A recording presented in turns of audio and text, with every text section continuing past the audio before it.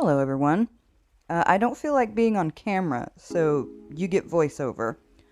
It's been a little while since I put up a craft video, and that's because I started an Etsy store.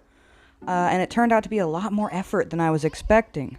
And I wanted to talk a little bit about the whole process of getting started, especially as, like, what I would call an alternative Etsy seller.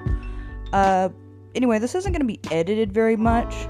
It's just going to be like us chilling, talking, spilling tea, and making nice earrings. Also, these earrings I'm making will be available for sale in my store, and that link will be in the description box below. So, why did I start an Etsy store in the first place? How did I get here? So last year, I got laid off from my job, like most of us did, and I was frustrated and completely miserable, and the job market just looked really bleak for someone with my experience. I have 2 years of admin work with a liberal arts degree. It doesn't get you very far. I wasn't getting calls back from jobs, I was getting turned down left and right, so I had an existential crisis. Again, like I think we all did. So at some point I decided to take the extra stimulus money that I got, and I thought, you know what? Instead of hoarding this until I find another unfulfilling, dead-end job that doesn't pay much, why don't I try to use my short time on this dying planet to fulfill my lifelong dream of becoming a full-time artist? So here I am now, about 2 months into the process, not very long. In fact, I think I want to make a follow-up to this video, like a year from now, and see where I'm at. Anyway, I've made a few sales, and things seem to be falling into place. At least I'm happy, you know? That's the way I see it. Like, I'm broke, but I'm happy. It was really scary, though. It's still scary. Plunging headfirst into something where there's no guarantee for success is terrifying. But I'm taking it day by day and, sale to sale. And selling on Etsy, it's been interesting. Obviously Etsy is catered heavily to, like, I'll just say it, Karens. It's very white Christian army wife centric. So being an alternative seller on Etsy can present the problem of getting noticed. On Etsy itself, that is. You basically have to have, like, other social media sites for your business. And that's just a must regardless. But if you basically just have, like, a good working knowledge of, like, how, social media algorithms work, you're pretty much going to be fine. And that all that information is completely Googleable, right? Like, you don't have to do what I did, which was, I got kind of, like, lost in the, Etsy seller advice rabbit hole that exists here on YouTube. Cannot not recommend doing that enough. Like, watching, like, 1 to 2 of these videos when you're just starting out, that's pretty much fine, but I was watching so many of these videos, and they have these titles that are like, 5 mistakes you're making as an Etsy seller. And of course you're like, oh my god, what if I'm making one of the mistakes?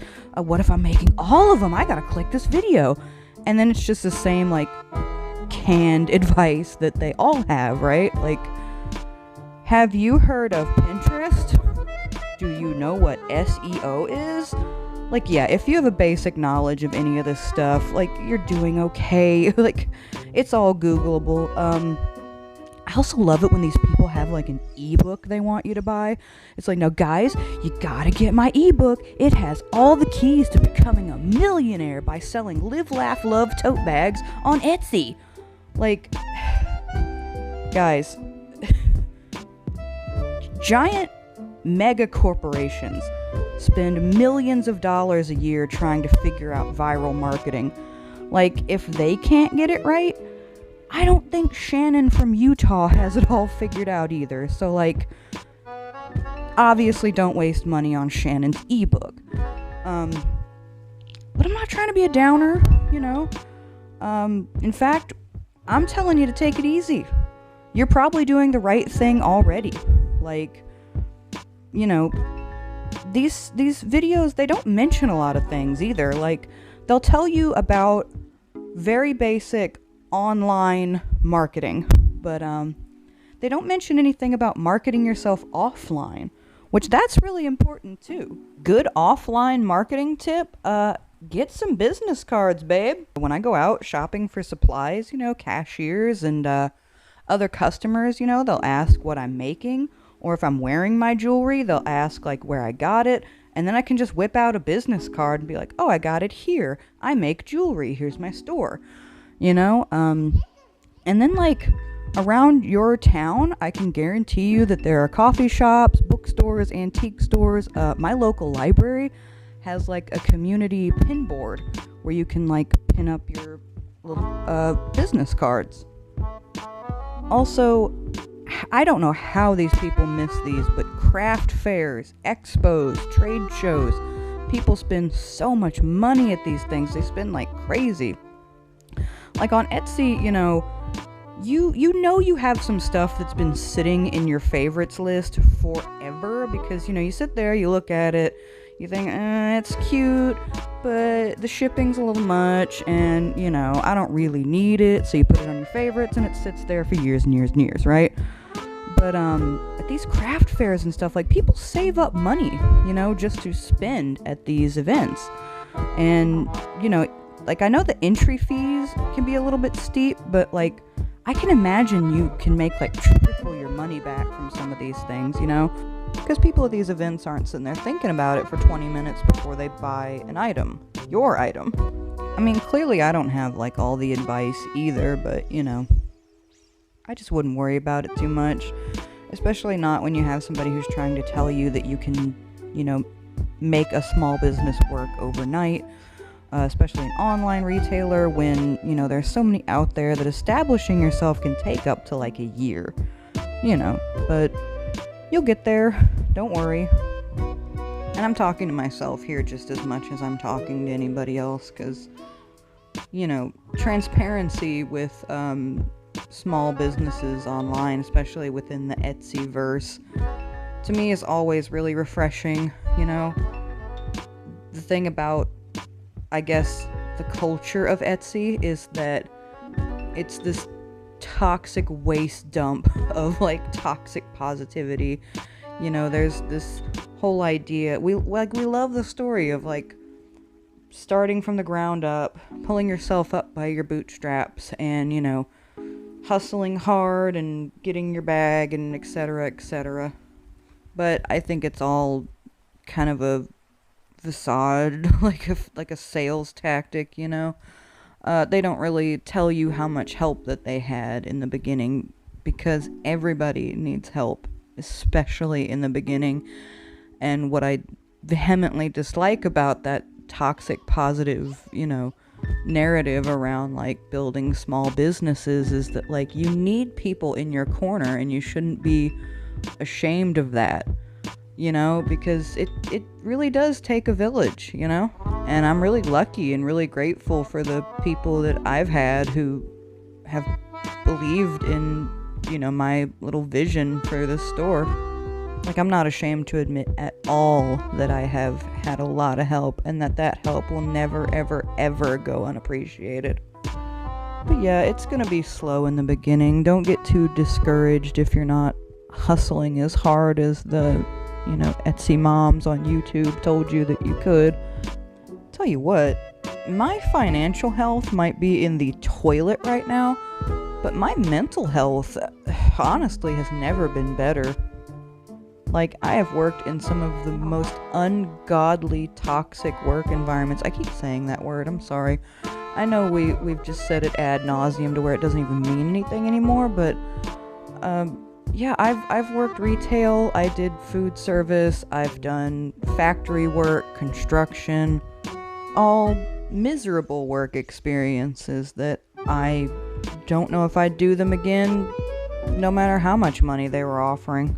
And I applied for a lot of jobs. I'm still applying for certain positions, but and maybe one of them will get back to me someday. But for now, man, sitting here tinkering with this clay, I tell you what, boy, it sure does beat retail. The way I see it, man, this place is Earth. It's dying. It's dying, buddy. Like, we're talking hurricanes, tornadoes, wildfires. We got ocean fires now. Like, I think a lot of people last year, especially during the plague, realized that, like, we gotta make the best of our time here, guys. Like, I realize full well how lucky I am that I get to do this, because some people never got an opportunity to stop working, all those people who last year they were calling them essential, but now they're calling them lazy bums because they don't want to go back to these awful, awful jobs.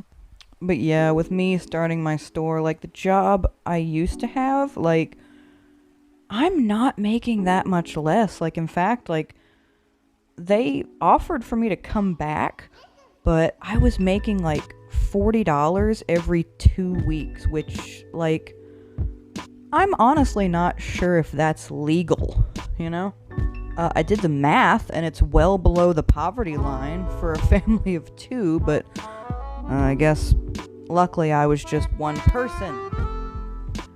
But yeah, I mean, I feel like, not to get too metaphysical, but, like, I feel like the universe has been telling me this is the right decision. Like, all these signs are pointing to this is, I'm on the right track. But yeah, I guess I got a little off track as to, Etsy related things, but I haven't been on Etsy very long. Mostly I just wanted to talk about how I came to the conclusion that it's something that I wanted to try for myself. But yeah, I guess I'm gonna get off here and let you guys enjoy the nice music. I appreciate it if you made it this far into the video and managed to keep up with, just all this scatterbrain rambling I decided to do this time. Check my store out if you feel inclined. And, keep an eye on it, because I think my next big project is going to be, I'm going to do a pretty massive drop for Halloween. I want to do, I want to go ahead and get started on that. So, yeah, pop over to my store, take a visit, see if there's anything you'd like, and I hope you guys have a nice weekend.